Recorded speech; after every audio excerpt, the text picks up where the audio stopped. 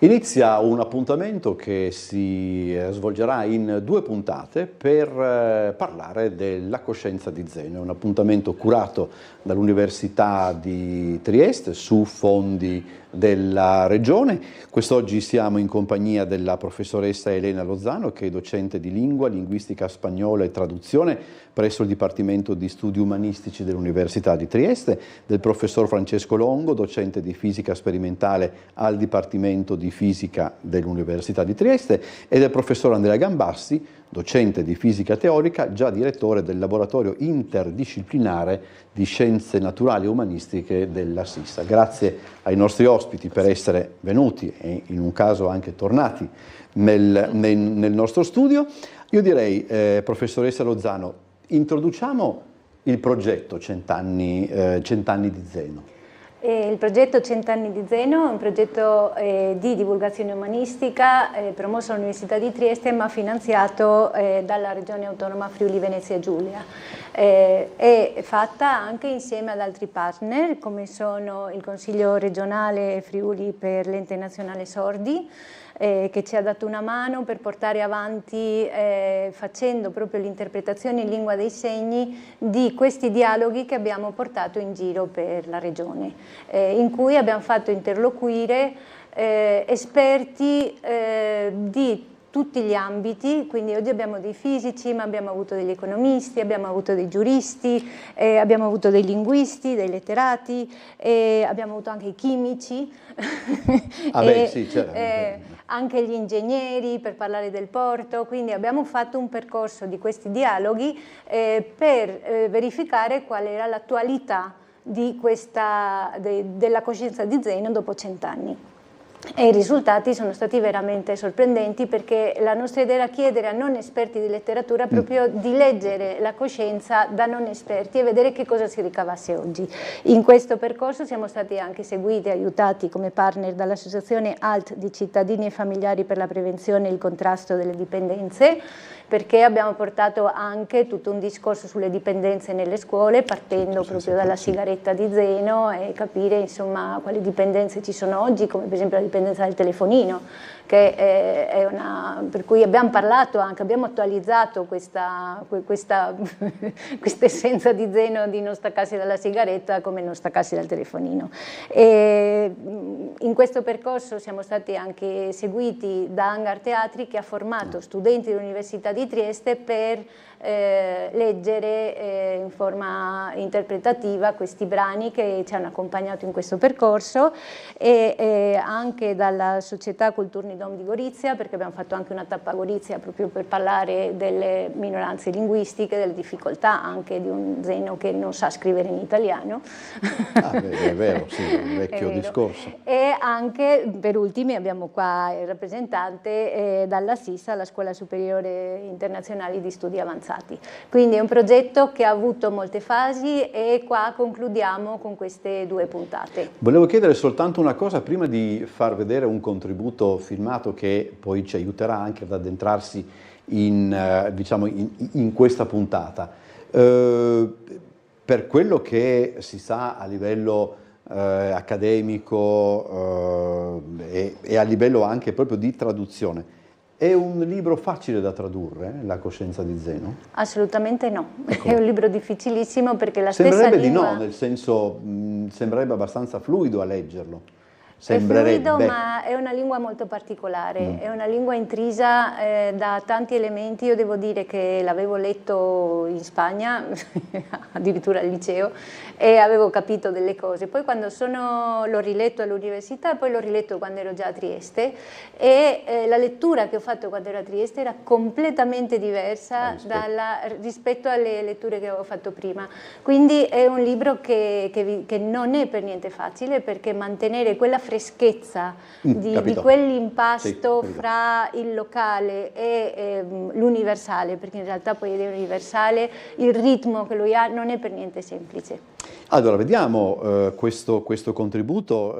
Valentino Pagliei, un attore, anche un nostro amico, legge proprio la parte finale del romanzo, che arriva verrebbe da dire quasi inaspettata per il lettore, non ci si aspetterebbe mai un finale di questo genere. Devo dire che entrambe le volte che io mi sono letto La coscienza di Zeno, mentre leggevo queste ultime righe, chissà perché poi mi venivano in mente le scene finali del Dottor Stranamore di Kubrick. Forse non c'è nemmeno da indagare più di tanto, per dire la verità. Comunque vediamo questo contributo di Valentino Pagliei.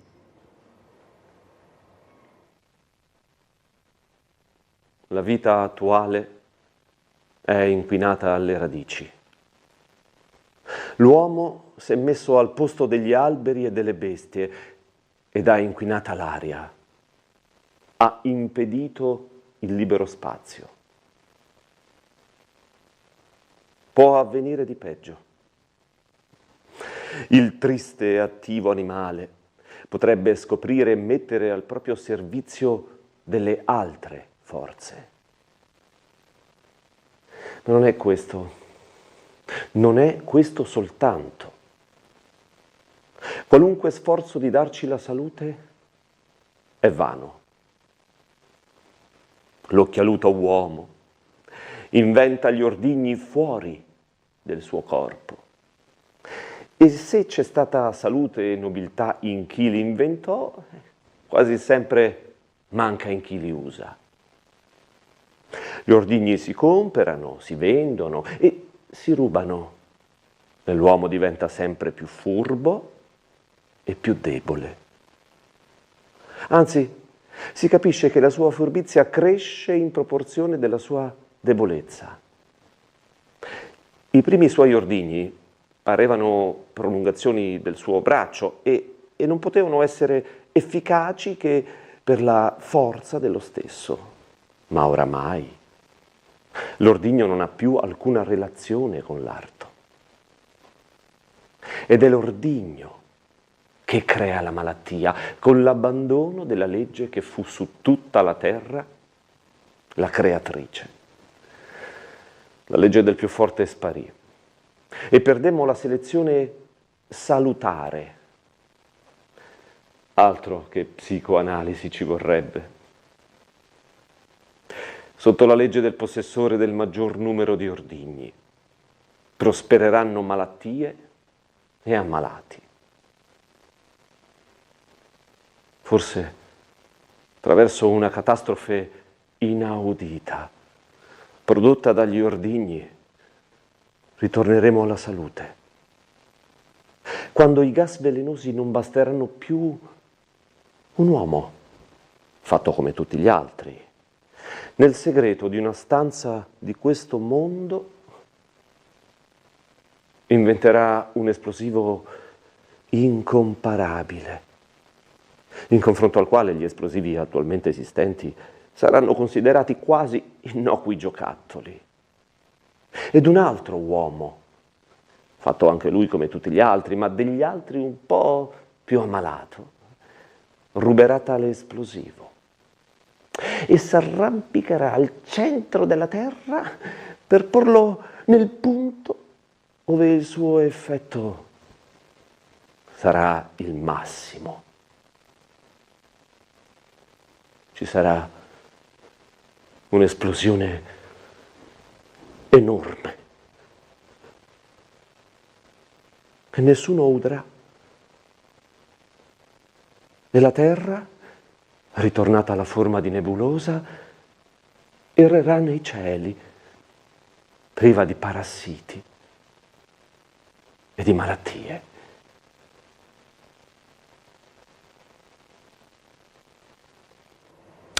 Allora, sono parole profetiche anche per certi aspetti, poi mentre le sentivo, questa è anche colpa mia, nel senso che mi richiamava alla mente anche un film come Oppenheimer che insomma, anche di questo parla.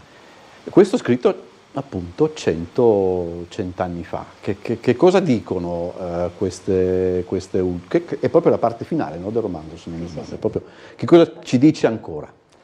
Diciamo, questa parte finale è abbastanza profetica, cioè chiaramente probabilmente fa già riferimento a qualcosa stava succedendo, cioè l'utilizzo della scienza in guerra, no? Diciamo, nella prima guerra mondiale, grazie agli sviluppi della chimica, il chimico tedesco Fritz Haber, premio Nobel peraltro contestato, inventò in un certo senso la guerra chimica, cioè mette la chimica al servizio della guerra, corrompendo un po' questa visione della scienza come portatrice di progresso e miglioramento, che era un po' il leitmotiv della Belle Époque, che con la guerra finisce.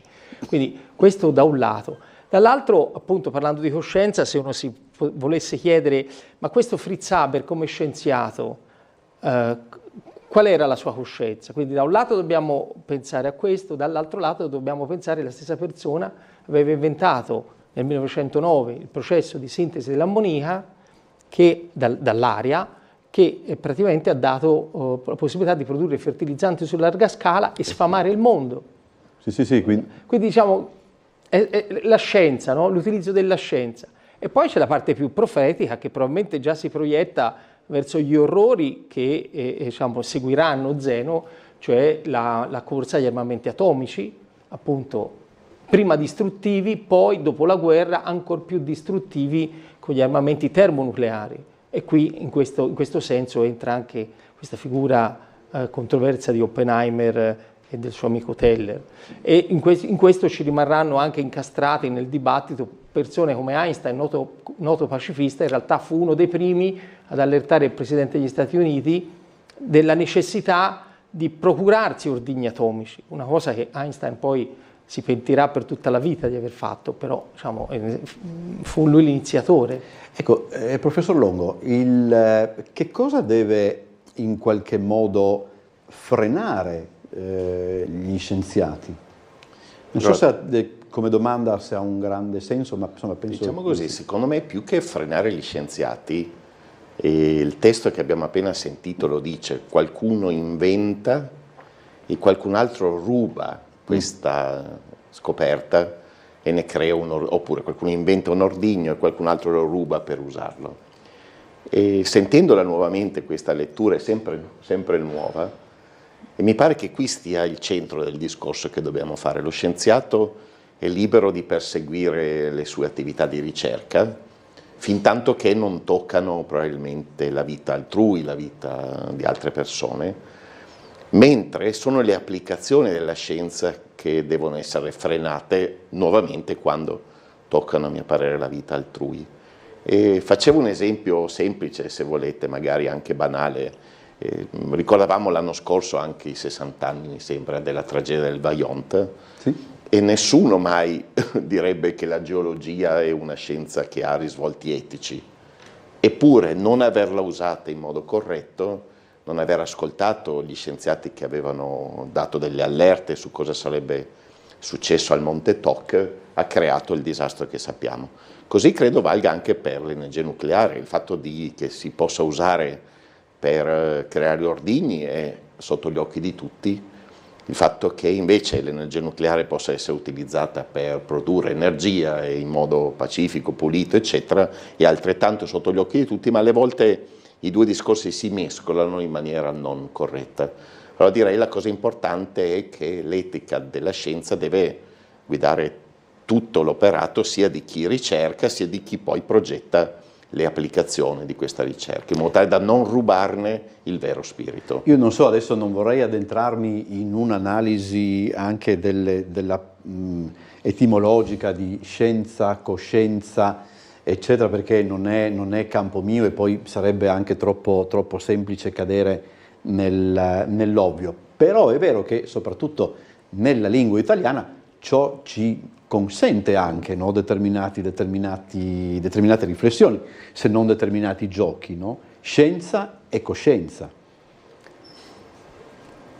Diciamo, sì, il problema, credo appunto, come diceva il collega, diciamo, lo scienziato, la scienza è fatta da una comunità che ha delle diversità, come tutte le comunità. Esiste un'etica della scienza, cioè un modo di fare scienza che è condiviso. Spesso i principi etici potrebbero non essere condivisi, soprattutto tenendo conto del fatto che è una comunità globale. Quindi in questo senso è una comunità con molte voci.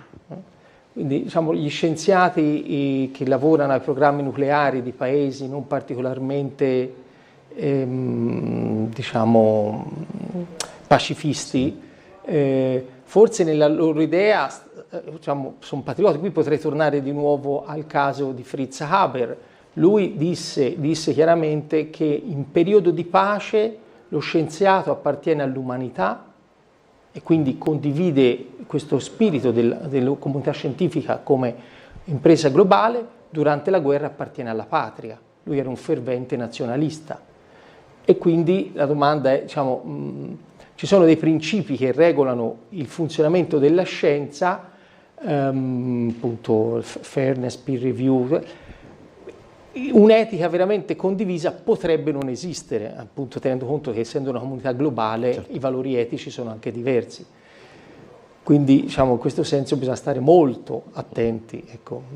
È importante che ci sia il dialogo con la società, diciamo, la scienza deve dialogare con la società. Le chiedo, professor Longo, proprio di chiudere attaccandosi a questo ragionamento. Sì, l'avventura scientifica, chiamiamo con lo sviluppo della scienza, è un'attività etica in sé, proprio come diceva appunto il professor Gambassi poco fa, proprio perché segue delle procedure che sono da tutti adottate senza grossa difficoltà. Si citava ad esempio la peer review, quando ognuno di noi scrive un articolo lo manda a degli esperti anonimi del proprio campo di ricerca che lo leggono, vedono prima di altri i risultati scientifici, ma è molto raro, se non quasi impossibile, trovare il caso di chi abbia copiato avendo visto il lavoro di altri. Questo non succede per esempio nella ricerca industriale, quando mai manderemo un prodotto in vista alla ditta concorrente, mentre nella scienza questo avviene sempre, quindi c'è un'attenzione etica al modo di procedere, così non si può manipolare i dati dell'esperimento che si fanno a proprio scopo se non tornano con la teoria. Chi lo facesse verrebbe immediatamente diciamo così, estromesso, se non di diritto, ma in realtà di fatto dalla vita scientifica. Quindi la scienza è veramente una scuola di etica condivisa tra diverse culture. Qui a Trieste ne siamo testimoni, perché la Trieste città scientifica è proprio nata da uomini che venivano da culture diverse, da religioni diverse e che hanno fatto della scienza il loro linguaggio di pace, e speriamo che insomma anche in questo tempo, che sicuramente la pace è desiderata ma non è così presente, che la scienza torni ad essere un linguaggio di pace. Anche perché ricordiamolo che molto spesso, cioè nella maggior parte dei casi, quando noi parliamo di scienza, di progetti di ricerca scientifica eccetera, vediamo che a partecipare a questi progetti sono realtà di paesi anche spesso in conflitto fra di loro, quindi questa diplomazia della scienza di cui molto si parla, esatto, in realtà è già più che presente. Questo, diciamo, per Trieste ha dato un contributo fondamentale a questo, appunto, a partire dalla fondazione del Centro di Fisica Teorica. Ed è bello anche chiudere, no, professoressa, con il fatto che proprio da Trieste 100 anni fa partivano queste parole. Sì, ci è sembrato fondamentale proprio riflettere su queste parole in questo periodo in cui la scienza procede eticamente, ma i governi e spesso diciamo, governi non procedono eticamente e quindi privilegiano proprio gli interessi nazionalistici rispetto al bene comune. Quindi queste parole sono fondamentali proprio penso come un richiamo alla pace. E a richiamarci a tutti alla nostra responsabilità anche cittadina nel controllo di quegli strumenti che ci offrono gli scienziati, perché è fondamentale che anche noi cittadini abbiamo questa coscienza. Io parlo dalle scienze umane, anche noi abbiamo un'etica della ricerca scientifica, anche noi abbiamo queste cose, però è fondamentale che noi in quanto umanisti formiamo proprio questa coscienza critica, questo pensiero che deve andare alla ricerca dell'essenza dell'uomo, e l'essenza dell'uomo deve essere per forza pace e dignità, diciamo così. Allora io ringrazio i nostri ospiti, vi ricordo che noi ci vediamo tra una settimana per la seconda parte di questa trasmissione, dove i 100 anni della coscienza di Zeno saranno analizzati da un punto di vista, in quel caso, più letterario.